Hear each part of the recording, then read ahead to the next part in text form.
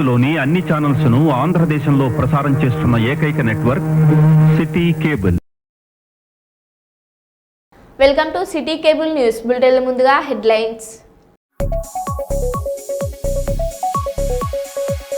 మంత్రి కొండ సురేఖపై మాజీ మంత్రి ఎమ్మెల్సీ సత్యవతి రాథోడ్ ఫైర్.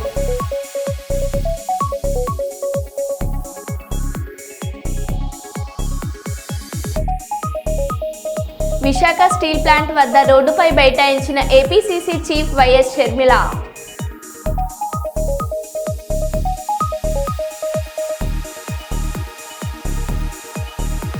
అమలాపురంలో 4 దొంగలను అరెస్ట్ చేసిన పోలీసులు. 70 లక్షల విలువైన ఆభరణాలు స్వాధీనం.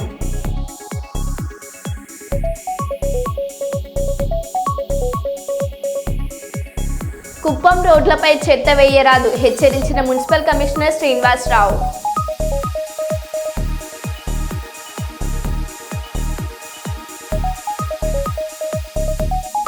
తొర్రూరులోని కాసం షాపింగ్ మాల్ ప్రారంభోత్సవంలో అపశృతి.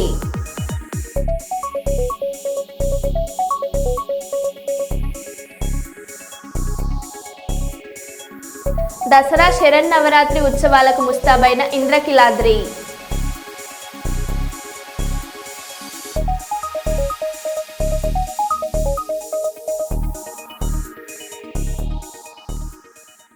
ఇక వివరాలకు వెళ్తే, వరంగల్ నగరంలో కాలనీలో కనకదుర్గ మాత దేవాలయంలో నిర్వహిస్తున్న దుర్గాదేవి శరన్నవరాత్రి మహోత్సవాలను రాష్ట్ర దేవాదాయ ధర్మాదాయ శాఖ మంత్రి శ్రీమతి కొండ సురేఖ ముఖ్య అతిథిగా పాల్గొని జ్యోతి ప్రజ్వలన గావించి ప్రారంభించారు.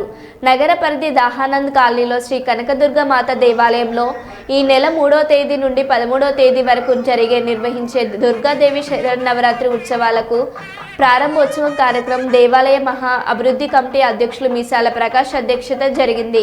ఈ కార్యక్రమంలో రాష్ట్ర దేవాదాయ ధర్మాదాయ శాఖ మంత్రి కొండ సురేఖ, నగర మేయర్ గుండు సుధారాణి, జిల్లా కలెక్టర్ సత్యశారదాదేవి, ఎండోమెంట్ ఏసీ రాముల సునీత, సభ్యులు వెంకటేశ్వర్లు, పప్పు వేణుగోపాల్, వెంకటేశ్వర్లు, జంగం ప్రభాకర్, గుండ శారద తదితరులు పాల్గొన్నారు.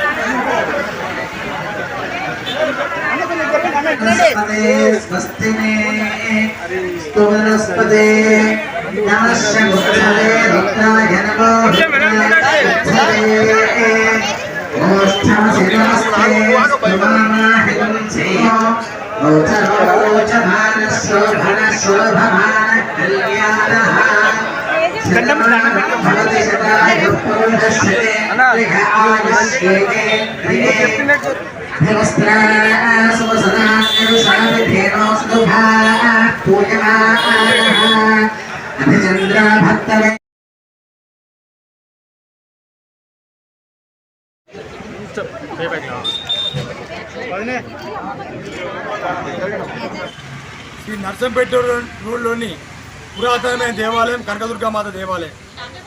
ఈ దేవాలయంలో శరన్నవరాత్రి ఉత్సవాల్లో భాగంగా ఈరోజు గౌరవనీయులు రాష్ట్ర అటవీ పర్యావరణ దేవాదాయ శాఖ మంత్రులు శ్రీమతి కొండ సురేఖ గారు జ్యోతి ప్రజ్వలన చేసి ఉత్సవాలను శరన్నవరాత్రి ప్రారంభించారు. వారితో పాటుగా వరంగల్ జిల్లా కలెక్టర్ గారు శ్రీ సత్యశారద గారు, వరంగల్ నగర మేయర్ శ్రీమతి గుండు సుధారాణి గారు, డిప్యూటీ కమిషనర్ శ్రీకాంతరావు గారు, అడిషనల్ కమిషనర్ రామాల సునీత గారు, అధికారులందరూ కూడా విచ్చేసి ఈ ఆలయంలో పూజలు వారికి మొక్కులు సమర్పించడం జరిగింది. మరి ముఖ్యంగా ఏంటంటే, అతి పురాతన దేవాలయం కనకదుర్గ దేవాలయం. ఈ దేవాలయంలో మొక్కులు మొక్కుకుంటే అందరికీ అనుకున్న అవుతున్న సందర్భంలో ఇవాళ చండీ హోమంలో పాల్గొని అందరూ కూడా వారి కోరిన కోరికలు తీస్తూ ఉన్నారు. అమ్మవారు ఇవాళ ఈ పురాతనమైన దేవాలయము 340 సంవత్సరాల చరిత్ర ఉన్న దేవాలయము. ఈ దేవాలయం గత 35 సంవత్సరాల నుంచి వెళ్ళి మేము అందరం కూడా అభివృద్ధి కమిటీ ఆధ్వర్యంలో డెవలప్మెంట్ చేస్తూ ఉన్నాం.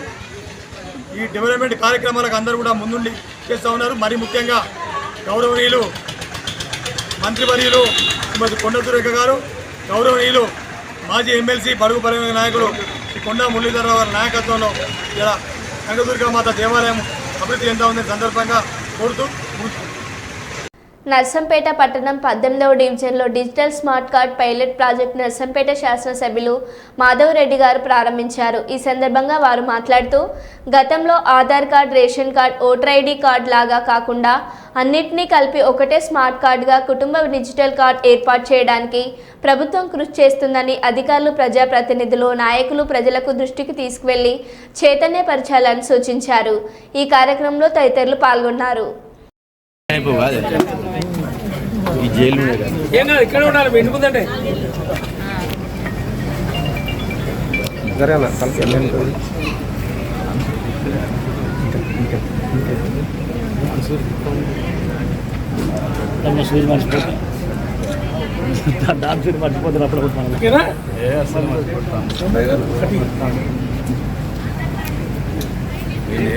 అక్కడ వీళ్ళ సంతకం తీసుకునేది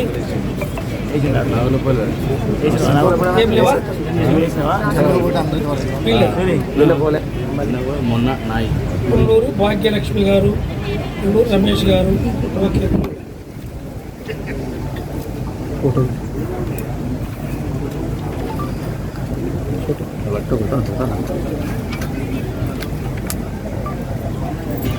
Travels Pasha.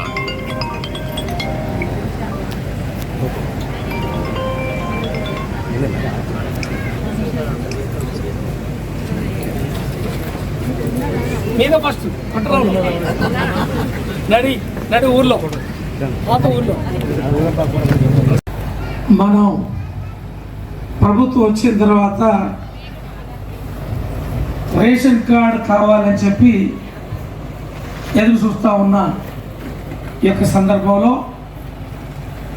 కొంత ఆలస్యమైనప్పటికీ ఈ యొక్క కార్డుని ఈరోజు ప్రారంభించాలని చెప్పి ప్రభుత్వం నిర్ణయించి ఈరోజు యొక్క కార్యక్రమాన్ని ఏర్పాటు చేసుకున్న ఈ సందర్భంలో వచ్చిన ముఖ్యులకి, ఈ వార్డు పెద్దలకి, ఆర్డీఓ గారికి, కమిషనర్ గారికి, వేదిక మీద ఉన్న కౌన్సిలర్లకి, పాత్రికేయ మిత్రులకి శుభ సందర్భంగా హృదయపూర్వకమైన నమస్కారం తెలియజేస్తా ఉన్నాను.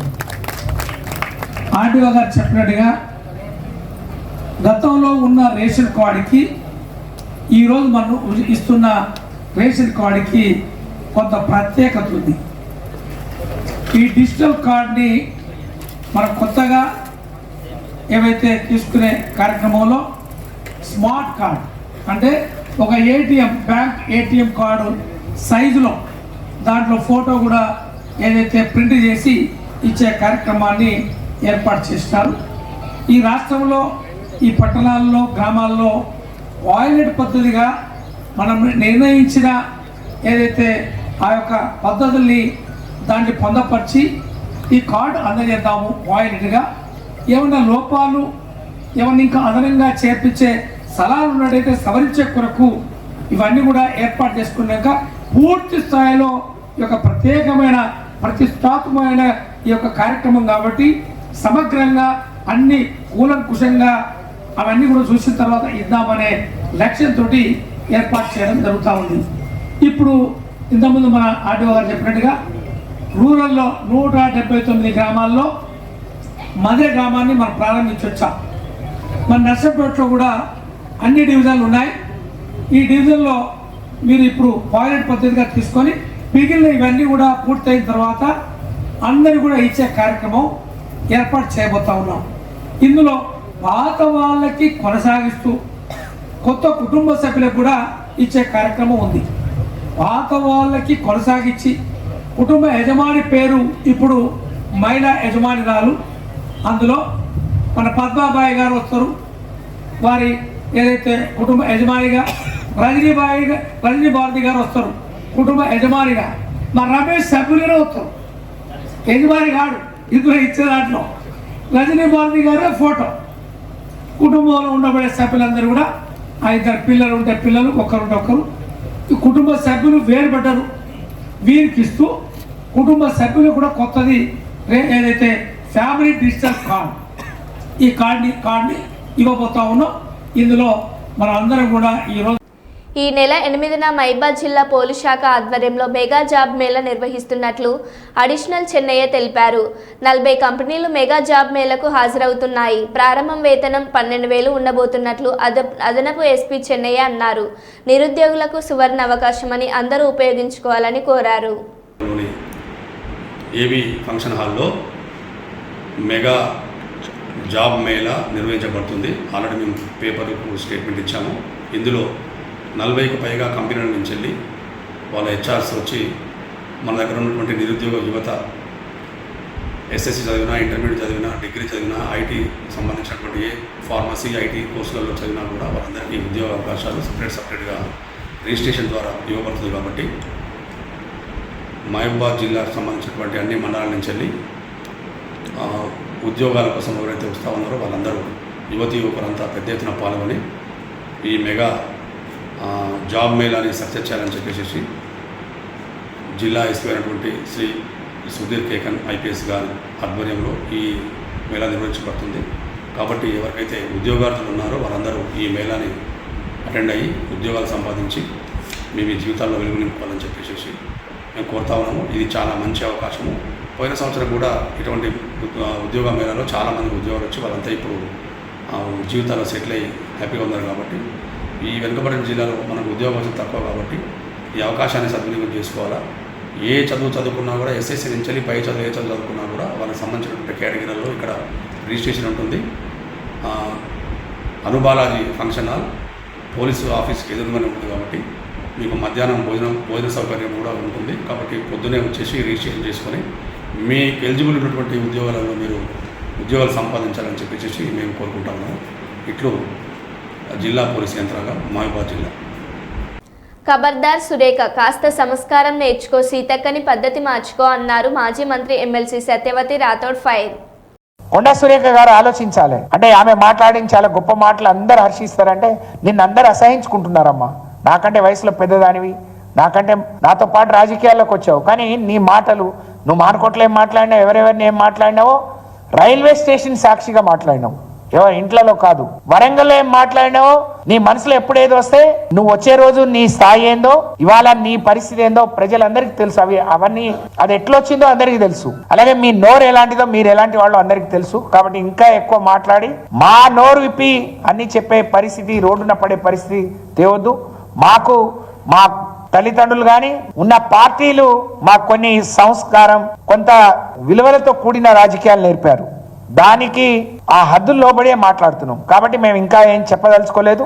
దయచేసి మరి ఈ సమాజంలో ఉండే మహిళలు, సినిమా ఫీల్డ్ లో మహిళలు కానీ సినిమా ఫీల్డ్ లో ఉండే ప్రతి ఒక్కరు ఆలోచించాలి. ఇవాళ సినిమా ఫీల్డ్ లో ఉండే మహిళల గురించి ఇంత తక్కువ చేసి, ఇంత చిన్న చూపు చేసి, అవహేళన చేసి మాట్లాడితే ఇది అందరికి వర్తిస్తుంది.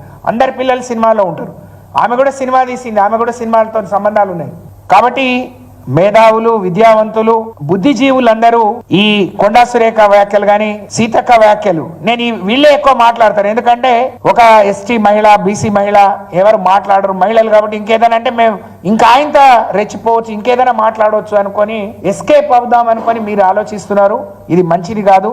మిమ్మల్ని మీతో ఎక్కువ మాట్లాడిస్తే మిమ్మల్ని నాయకులు రాళ్ళుగా పెంచుతున్నారు అనుకుంటున్నారేమో. మీ విలువలు మీ ఇంకా తగ్గిస్తున్నారే విషయాన్ని మీరు గ్రహించుకొని మీ నోరు అదుపులో పెట్టుకొని మాట్లాడితే మంచిదని నేను ఈ సందర్భంగా తెలియజేస్తా ఉన్నాను. సీతక్క మాట్లాడుతూ ఎంగిలిపూల రోజే కేటీఆర్ మాటలు వినాల్సి వచ్చింది. అది ఎంగిలిపూల రోజు మేమేం చేసాం, చీరలు ఇచ్చి గొప్పగా పండుగ చేయించుకున్నాం. నువ్వేం చేస్తున్నావు, బజార్ మాటలు మాట్లాడకుండా రోడ్లో తిరుగుతున్నారు మీరు. కాబట్టి ఖబర్దార్ సురేఖ గారు, మీ వెనక్కి ఇంకెవరైనా ఉండి మాట్లాడిస్తే వాళ్ళకు కూడా నేను హెచ్చరిస్తా ఉన్నాను. మీ నోరు అదుపులో పెట్టుకోకుండా ఏదైనా మాట్లాడతా అంటే ఇకపైన సాగదు. తప్పకుండా మిమ్మల్ని ఇట్లా వదిలిపెట్టాం. అన్నిటికీ మాకు మీ నుంచి జవాబు రప్పిస్తాం. మీరు తల వంచుకొని జవాబు చెప్పే రోజు, సమాధానం చెప్పే రోజు త్వరలోనే వస్తుంది. మిమ్మల్ని కోర్టుకి ఇడుస్తాం, మీ మీద పరువు నష్టం దావా వేస్తాం. ఆత్మకూరు గ్రామంలోని బతుకమ్మ పండుగ వేడుకల్లో పరకాల శాసనసభ్యులు రేవూరు ప్రకాష్ రెడ్డితో కలిసి పాల్గొని ఆడబిడ్డలందరికీ శుభాకాంక్షలు తెలిపారు.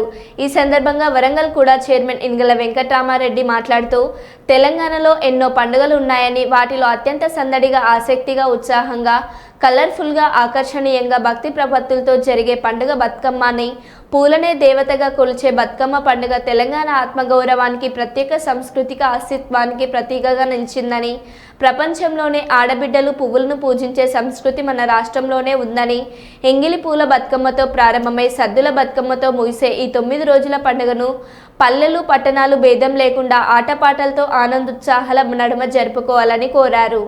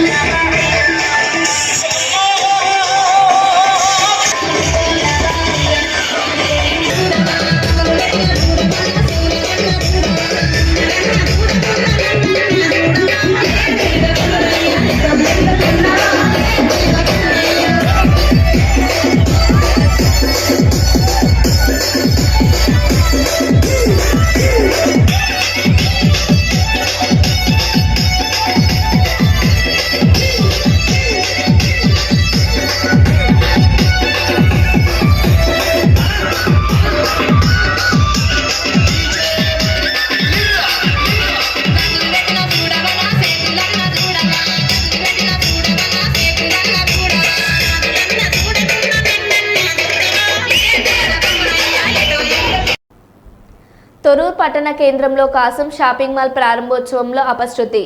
ప్రారంభోత్సవానికి ముఖ్య అతిథులుగా విచ్చేసిన సినీ నటి ప్రియాంక మోహన్ మరియు పాలకుర్తి నియోజకవర్గ Congress party incharge Hanumandla Jhansi Reddy stage ఒక్కసారిగా కుప్పకూలడంతో ప్రమాదం నుంచి బయటపడ్డ సినీ నటి ప్రియాంక మోహన్, ప్రమాదంలో తీవ్ర గాయాలైన Palakurthi Congress party incharge Jhansi Reddy shopping mall ముందు ఏర్పాటు చేసిన వేదికపై ఎక్కి ప్రజలకు అభివాదం చేస్తుండగా ఒక్కసారిగా కుప్పకూలిన వేదిక పైన ఉన్న నియోజకవర్గ ఇన్ఛార్జ్ ఝాన్సీ రాజేందర్ రెడ్డి పలుకురు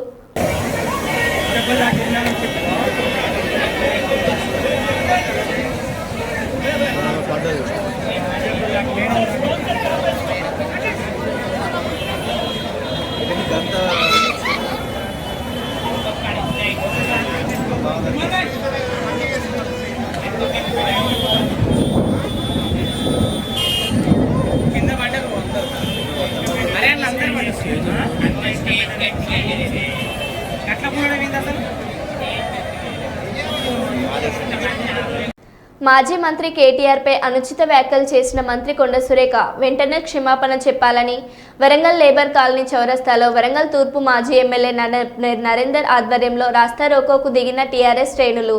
అధిక సంఖ్యలో రాస్తారోకోలో పాల్గొన్న టీఆర్ఎస్ కార్యకర్తలు భారీ ట్రాఫిక్ జామ్.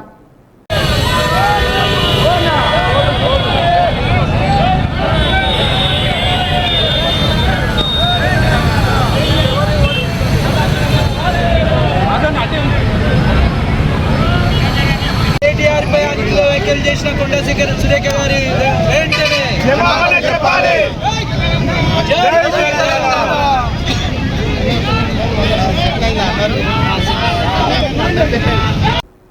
పెత్రమాస నుండి అష్టమి వరకు జరుగు బతుకమ్మ పర్వదిన వేడుకల్లో మొదటి రోజు ఎంగిల్ పువ్వుల బతుకమ్మను రకరకాల రంగులతో విరిసే తంగేడు పువ్వు, బంతి పువ్వుల్లో చామంతి లాంటి పలు రకాలైన పూలతో బతుకమ్మను పేర్చి పసుపుతో గౌరమ్మను తయారు చేసి మహిళలు సాంప్రదాయ దుస్తులు ధరించి చిన్నపిల్లల నుండి పెద్దల వరకు బతుకమ్మలను చేత పట్టుకొని స్థానిక దేవాలయాలకు చేరుకొని సామూహిక ఆటలు ఆడుతూ పాటలు పాడుతూ అమ్మవారిని తమ కుటుంబాలు పిల్లలు అందరూ చల్లగా ఉండాలని వేడుకున్నారు.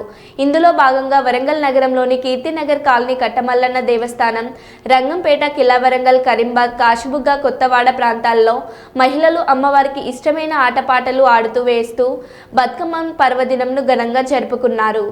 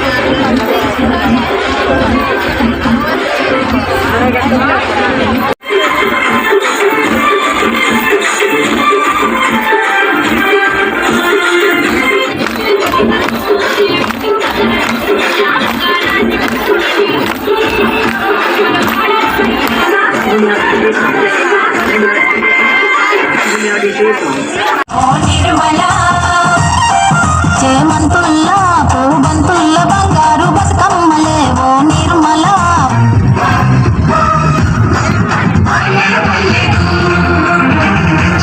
వచ్చింది తరగని వన్నెలు వచ్చింది వచ్చింది